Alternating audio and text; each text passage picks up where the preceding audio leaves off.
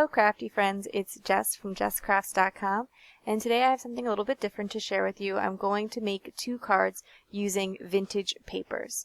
Recently I got to spend a day with my crafty friend Lauren. She blogs over at All the Good Blog Names Were Taken, and she happens to also live in New Jersey. We met at our local scrapbook store and decided to meet up, and she wanted me to teach her a little bit more about using the Copic markers that she had, and I wanted some help on how to use vintage papers because I had collected some vintage items and I was a little unsure about the best way to use them, and she kind of gave me some tips, helped me ease my mind to understand how you could scan the vintage so that you could resize it and reuse it and you didn't have to feel like each page was so precious.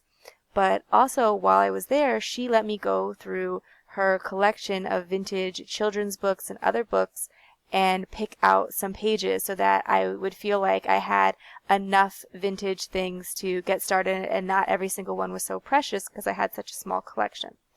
So she actually compiles these sets of vintage papers and sells them over at her Etsy shop. The idea behind her Etsy shop is that not everyone is going to want to buy an entire vintage book and use the whole thing. You might just want a couple of papers from a couple of different books so that you have a nice variety and don't feel as pressured to keep going back to the same thing over and over again. So she adds that variety, gives you just a little bit of different papers within a theme, and that way you can have a nice collection of vintage papers hand-picked, and you don't have to worry that she was destroying all these books in the process of collecting these vintage papers. A lot of these are from library sales where if they don't sell the books, they might just burn them or throw them out. And so really you're helping to give some of these books a new life, a new appreciation. And so I will leave you links to her blog and her Etsy store in case you are interested in vintage papers and want to check that out. So for today's card, I thought that I would kind of ease myself into using vintage. Lauren does a lot of great stuff with layering of vintage papers and paper piecing, and I don't know if I'm ready for that yet. I just kind of wanted to just force myself to make some cards using the vintage papers so that I would, just kind of realize it's okay to cut them.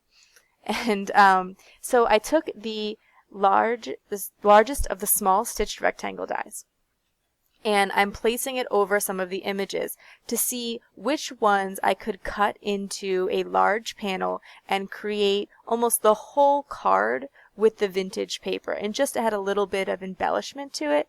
So I didn't feel like I was wasting any because it was going to be the clear focus of the card.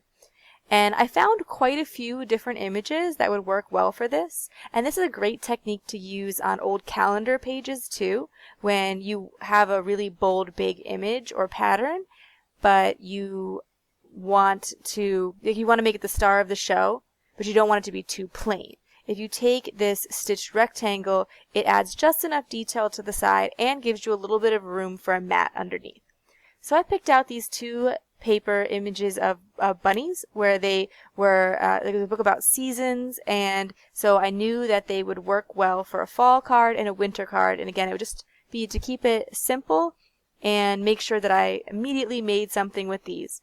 So I picked out some coordinating sentiments from Lawn Fawn. I used the winter fox for the warm winter wishes sentiment, and then a fall set.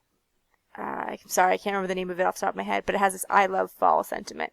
So what I'm going to do is stamp the sentiment in the top right corner of both of the cards, because the bunny is sort of naturally drawing your attention to that area. Like in the warm winter wishes card, the bunny's eyes are clearly facing there, and so it makes sense that that's where your eyes would travel. What you want to consider, though, is vintage papers might take ink or heat embossing or any technique a little bit differently than the cardstock you're used to working with. So one of the tips that Lauren gave me was to take a small scrap that you had left from cutting and try out your technique on the scrap, see how it does to make sure that you don't essentially ruin your piece because you only have one piece of this paper. And you might do something like that when you are working with a piece of pattern paper where you only have one of it, because you're not going to get a second chance if you ruin it. So just a little tip for working with vintage. I stamped it with the VersaFine black ink, and I'm covering it with clear embossing powder, so just to get a raised effect, as these papers are a little bit busy and I want to make sure the sentiments are really clear. I also covered that heart with a Distress barn door marker, because the Distress markers will stay wet for a little bit of time and that clear embossing will also stick to it.